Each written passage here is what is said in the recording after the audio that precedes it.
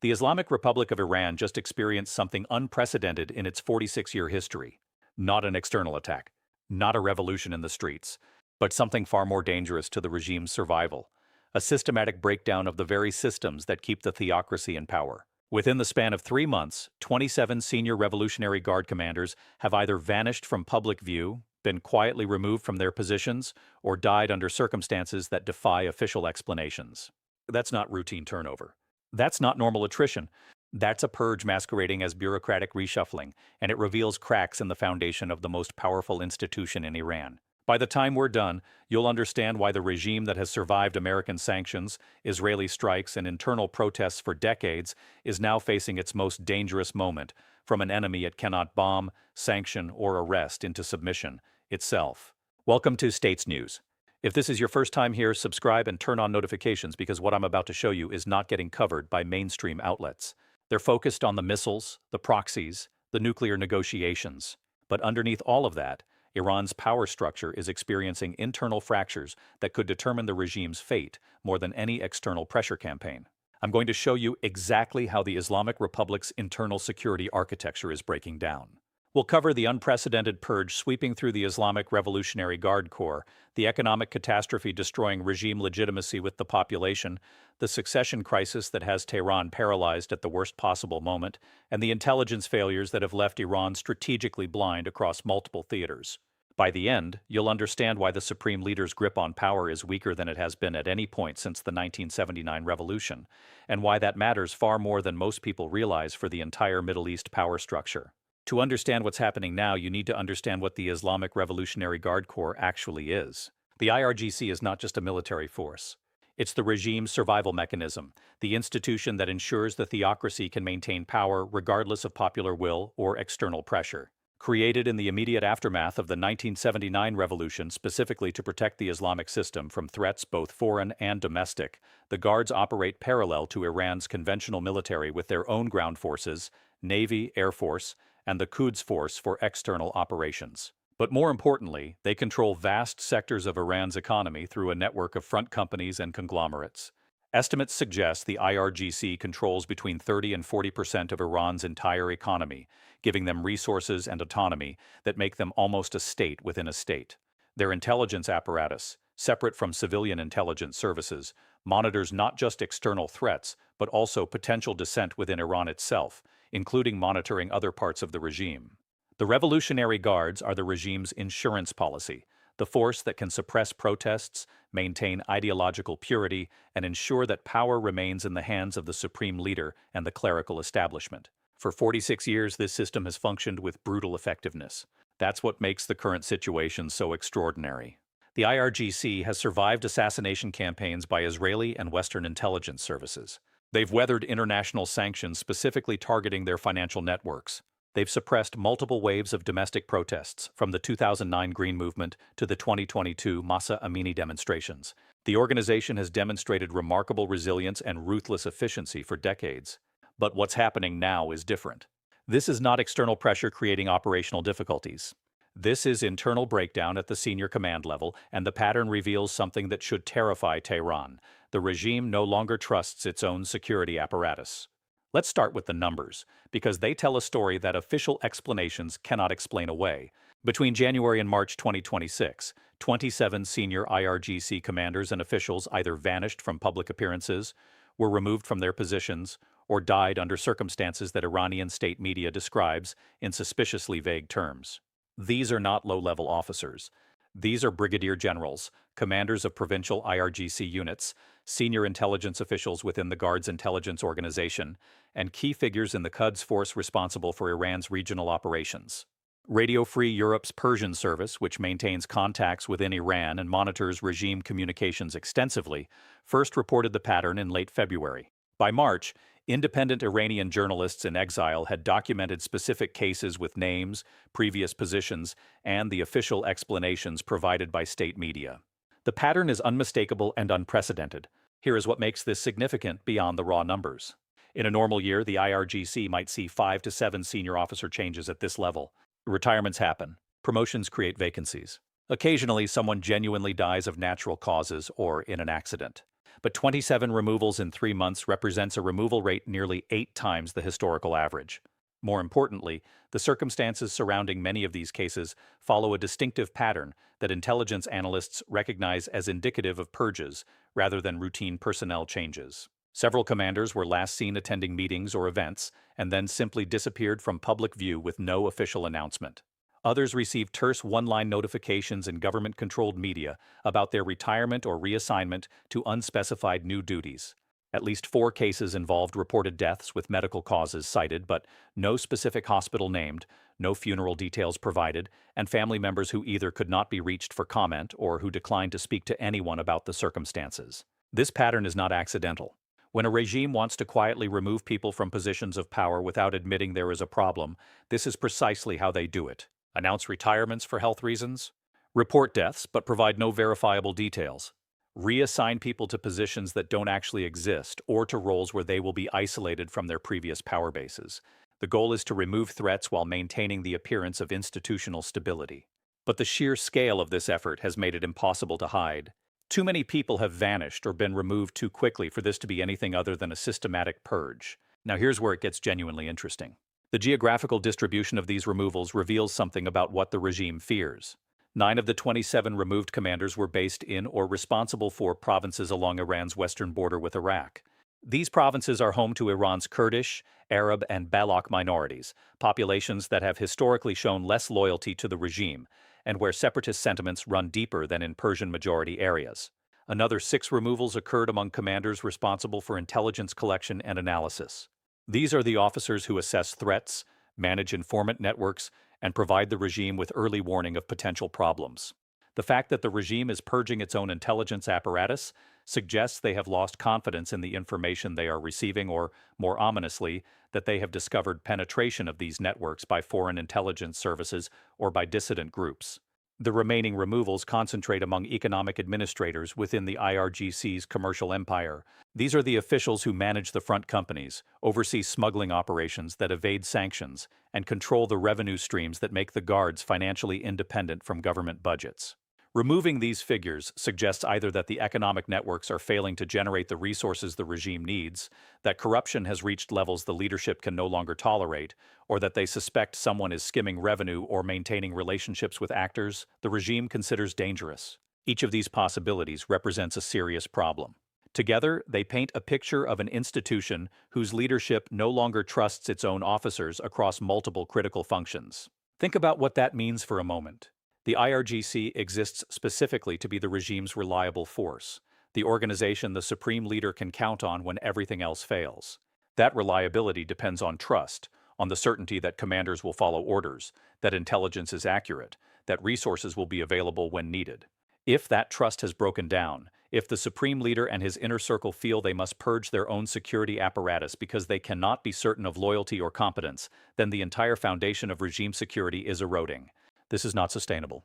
You cannot maintain authoritarian control when you have lost confidence in the organization responsible for enforcing that control.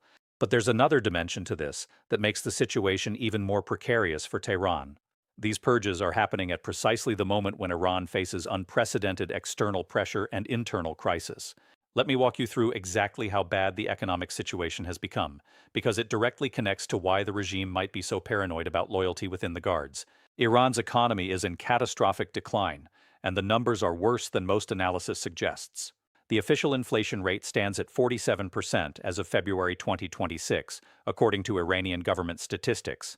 But independent economists who track actual prices of goods in Iranian markets estimate real inflation is running closer to 65%. The rial has lost approximately 30% of its value against the dollar over the past year alone. That's on top of years of previous devaluation. The currency is worth roughly 1/20th of what it was worth before the Trump administration withdrew from the nuclear deal and reimposed sanctions in 2018. For ordinary Iranians, this translates to a brutal reality where basic goods become unaffordable, where savings are being destroyed by inflation, where the middle class is being crushed between static incomes and skyrocketing costs. The regime's response has been both predictable and catastrophically counterproductive.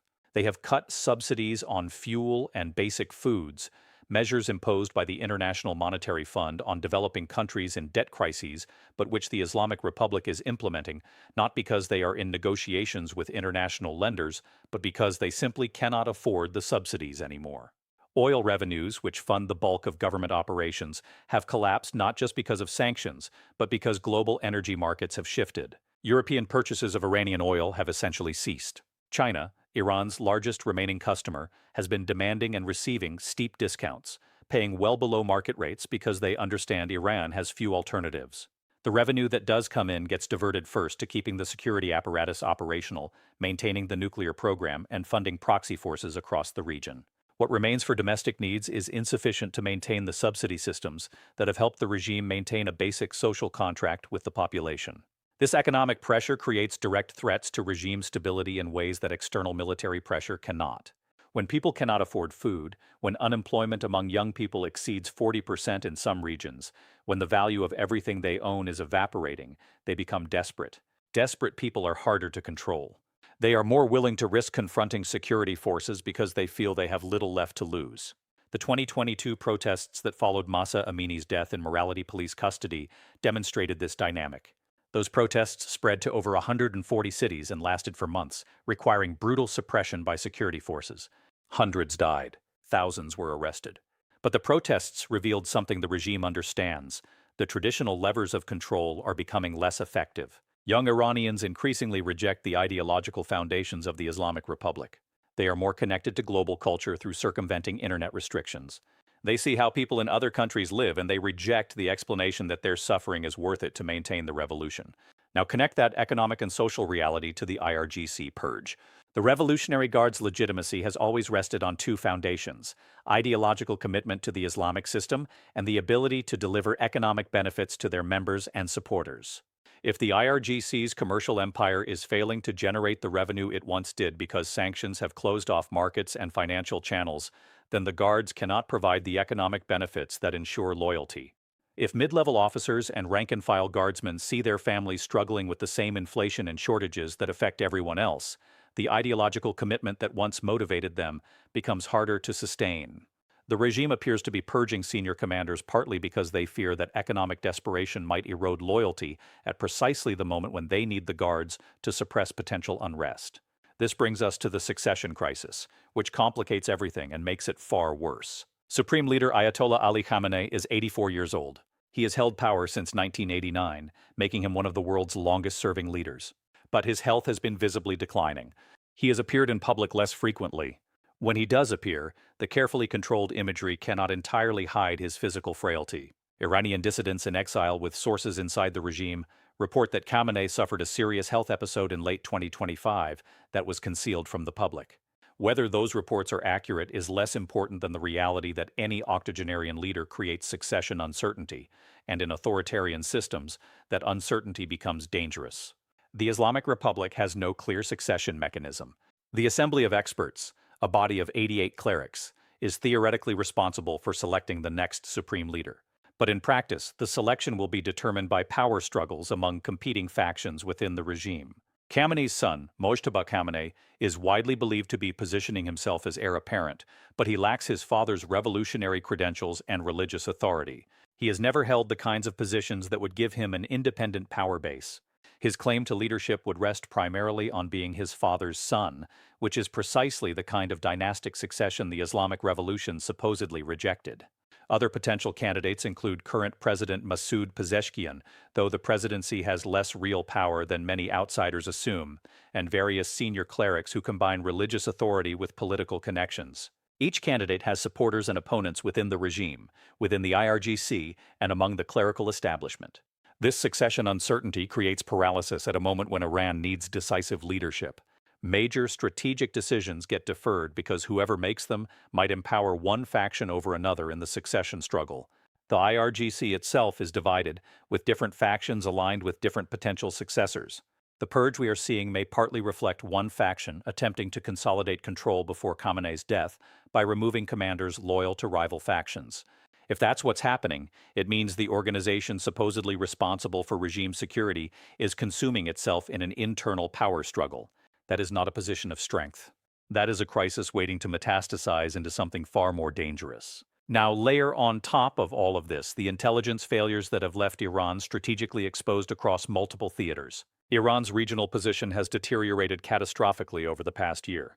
In Syria, the Assad regime that Iran invested billions in propping up has been weakened to the point of near irrelevance by Israeli strikes that have destroyed weapons shipments, killed Iranian advisors, and degraded Syrian air defense systems. In Lebanon, Hezbollah, Iran's most capable proxy force, has been significantly weakened both by internal Lebanese political dynamics and by Israeli intelligence operations that have compromised their command structure. In Yemen, the Houthis remain active, but their effectiveness as a strategic asset has been limited by their own military limitations and by international naval operations that interdict weapons shipments. In Iraq, Iranian influence remains strong, but Iraqi nationalism is rising, and populations that once tolerated Iranian presence are increasingly resentful of what they perceive as foreign occupation. Each of these setbacks reflects not just military outcomes but intelligence failures. Iran's ability to protect weapons shipments suggests their operational security has been compromised.